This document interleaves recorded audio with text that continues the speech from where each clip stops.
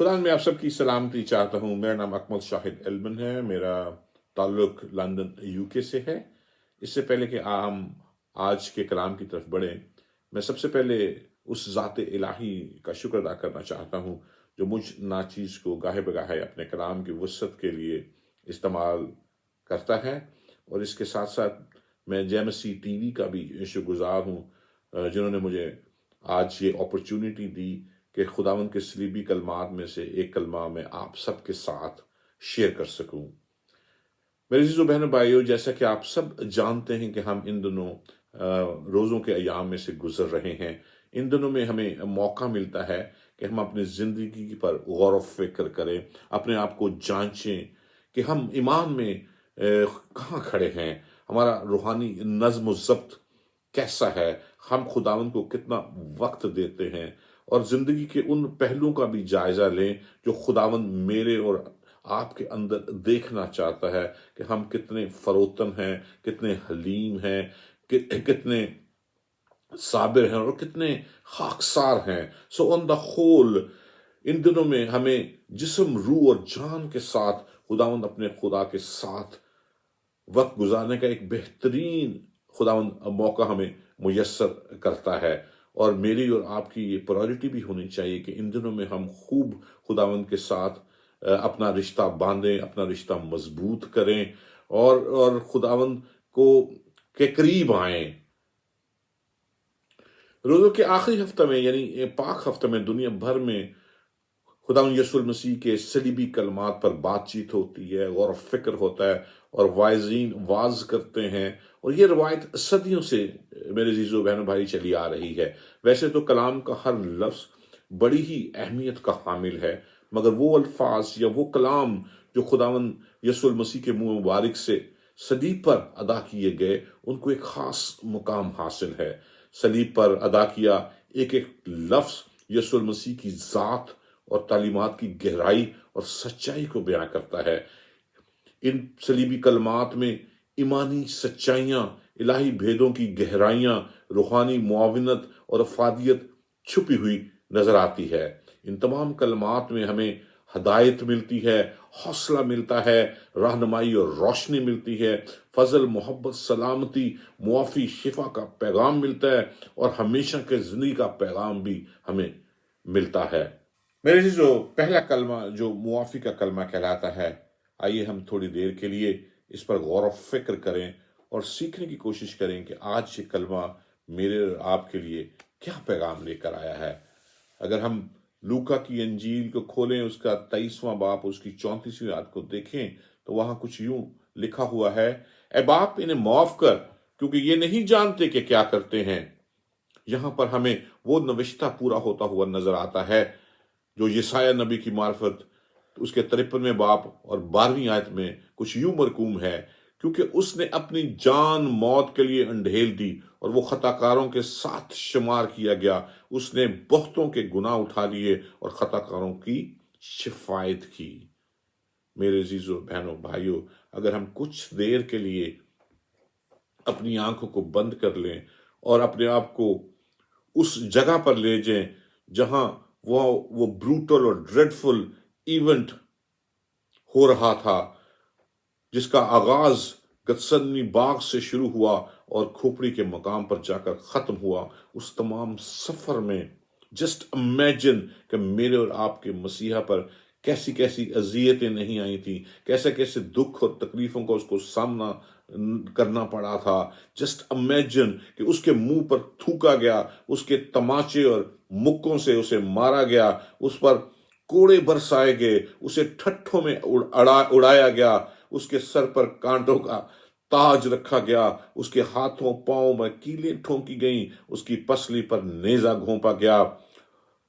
वहां पर मौजूद हजूम उसे लान तान कर रहा था, लोगों की नफरत भरी हुई निगाहें उसे देख रही थी। मेरे जीजो तसव्वुर कीजिए, एक ऐसा शख्स, एक ऐसा इंसान, मेरा और आपका यस्सु, जो गुनाह से बेबर था, गुनाहगार ठहराया गया, डाकुओं के दरमियान सलीब पर उसके लटका दिया गया, जिसका बदन कोड़ों के بدولت لہو لہان ہو چکا تھا، جس کے شدت درد سے اس کا جسم چور و چور ہو گیا تھا، ہاتھوں اور پاؤں میں کیلیں ٹھکی ہوئی تھیں، اور جس جن سے خون رس رس کے نیچے گر رہا تھا، لیکن وہ شخص میرا اور آپ کا یسوع، میرے عزیز بہنوں بھائیوں، اپنی ذات میں ہمیں وہاں الگ نظر آ رہا تھا، کیونکہ میرے عزیزو، نہ تو اس کے لبوں پر کوئی شکوہ تھا اور نہ ہی کوئی شکایت تھی، نہ ہی ان تمام لوگوں کے لیے کوئی نفرت نظر آ رہی تھی، اور نہ ہی اس کی آنکھوں میں کوئی حقارت تھی ان لوگوں کے لیے،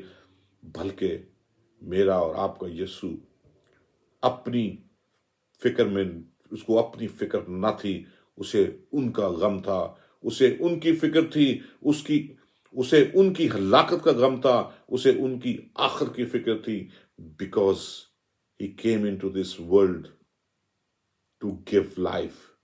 وہ تو ان کے لیے ہمیشہ کی زندگی کا پیغام لے کر آیا تھا، وہ تو ان کے لیے امن کا پیغام لے کر آیا تھا، وہ تو ان کے لیے محبت کا پیغام لے کر آیا تھا۔ میرے عزیزو بہنوں بھائیوں، یہی وہ محبت تھی کہ صلیب پر لٹکے ہوئے ہمارے یسوع نے، میرے یسوع نے، آپ کے یسوع نے پہلی بار اپنے جب لب کھولتا ہے تو اس کے منہ سے یہ دعا نکلتی ہے، اے باپ انہیں معاف کر، کیونکہ یہ نہیں جانتے کہ کیا کرتے ہیں۔ ان حالات میں بھی جن کا میں نے ابھی آپ کے سامنے ذکر کیا، وہ باپ سے ان کے لیے معافی کی التجا اور درخواست کر رہا تھا کہ اے باپ انہیں معاف کر، کیونکہ یہ نہیں جانتے کہ کیا کرتے ہیں۔ خدا ان یسوع المسیح کی عظمت، قدرت دیکھیے کہ تمام تر دکھ، اذیت اور درد کے باوجود اپنے درد کی شدت میں کمی یا صلیبی اذیت سے رہائی کی درخواست التجا نہیں کر رہا تھا، بلکہ دوسروں کی معافی کی دعا کر رہے تھے۔ یہ ہے محبت اور یہ ہے پیار کی انتہا، دوسروں کے لیے، میرے لیے اور آپ کے لیے۔ میرے عزیزو بہنوں بھائیوں، یہ تھی محبت کی انتہا، پیار کی انتہا، جو میرا اور آپ کا یسوع اس دوسروں کے لیے رکھتا تھا، میرے لیے رکھتا ہے، آپ کے لیے رکھتا ہے۔ اور وہ دوسرے کون لوگ تھے جن کے لیے وہ باپ سے التجا اور درخواست کر رہا ہے؟ میرے عزیزو بہنوں بھائیوں، وہ فقی، فریسی اور بزرگ تھے۔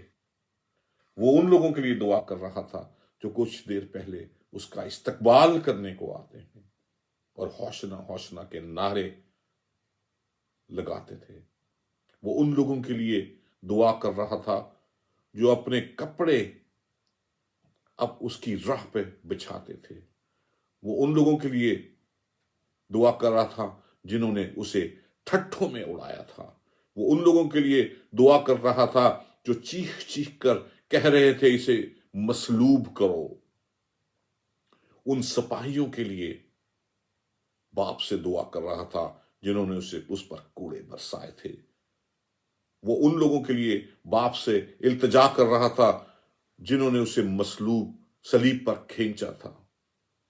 وہ ان لوگوں کے لیے دعا کر رہا تھا جنہوں نے اس کے ہاتھوں پاؤں پر کیلیں ٹھونکی تھیں۔ وہ اس شخص کے لیے دعا کر رہا تھا جس نے اس کی پسلی پر نیزہ گھونپا تھا۔ وہ اپنے ساتھیوں کے لیے دعا کر رہا تھا جو اسے چھوڑ کر چلے گئے اور کہیں جا کر چھپ گئے تھے۔ وہ اس ساتھی کے لیے دعا کر رہا تھا جس نے 3 بار اس کا انکار کیا۔ وہ ان لوگوں کے لیے التجا دعا کر رہا تھا جنہیں وہ تعلیم دیا کرتا تھا۔ وہ ان لوگوں کے لیے دعا کر رہا تھا جنہوں نے اسے مسیح اور نجات دہندہ ماننے سے انکار کر دیا تھا۔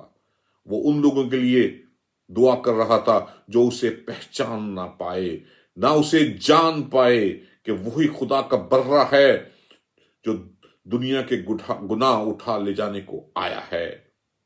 وہ ان تمام لوگوں کو یاد کر کے باپ سے دعا کر رہا تھا، التجا کر رہا تھا، التماس کر رہا تھا کہ اے باپ انہیں معاف کر کیونکہ یہ نہیں جانتے کہ کیا کرتے ہیں۔ اس کی نگاہیں ان تمام پر لگی ہوئی تھیں، اسے ان کی فکر تھی، اسی لیے اس کے لبوں سے دکھ دینے والوں کے لیے رحم کی دعا نکلتی ہے، دشمنوں کے لیے معافی کی التجا نکلتی ہے۔ اے باپ انہیں معاف کر کیونکہ یہ نہیں جانتے کہ کیا کرتے ہیں۔ کیونکہ یسوع جانتا تھا، ہمارا مسیحا جانتا تھا کہ یہ لوگ غافل ہیں اس کی الہی ذات سے، یہ لوگ ناآشنا ہیں اس کی محبت سے، یہ لوگ انجان ہیں اس کی قدرت سے۔ وہ باپ سے التماس کرتا ہے ان کی معافی کی کیونکہ وہ جانتا ہے کہ باپ اس کی سنتا ہے۔ میرے عزیزو، معاف کر دینا آسان کام نہیں۔ میں اور آپ اس دنیا میں رہتے ہوئے چھوٹی چھوٹی غلطیاں ایک دوسرے کی اور قصوروں کو معاف کرنا، درگزر کرنا ہمارے لیے بہت مشکل ہوتا ہے۔ اور اگر آپ یسوع کی طرف نگاہ کر کے دیکھیں کہ جس پر دکھوں، تکلیفوں اور مصیبتوں کے پہاڑ ٹوٹا ہوا تھا، سر پر موت منڈلا رہی تھی، لیکن اس کو اپنی نہیں بلکہ اس کو دوسروں کی فکر تھی۔ وہ دوسروں کے بارے میں سوچ رہے تھے۔ یہ کوئی معمولی بات نہیں۔ This is all because of his love towards mankind. کیونکہ وہ بنی نوع انسان سے محبت اور پیار رکھتے تھے۔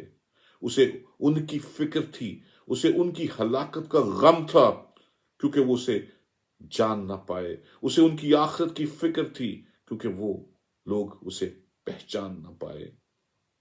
میرے عزیزو، بہنوں، بھائیوں، خداوند یسوع المسیح نے زندگی بھر معاف کرنے کی ضرورت، اہمیت اور روحانی افادیت پر زور دیا۔ معاف کرنا اور معافی مانگنا خداوند یسوع المسیح کی تعلیم کا اہم حصہ ہے۔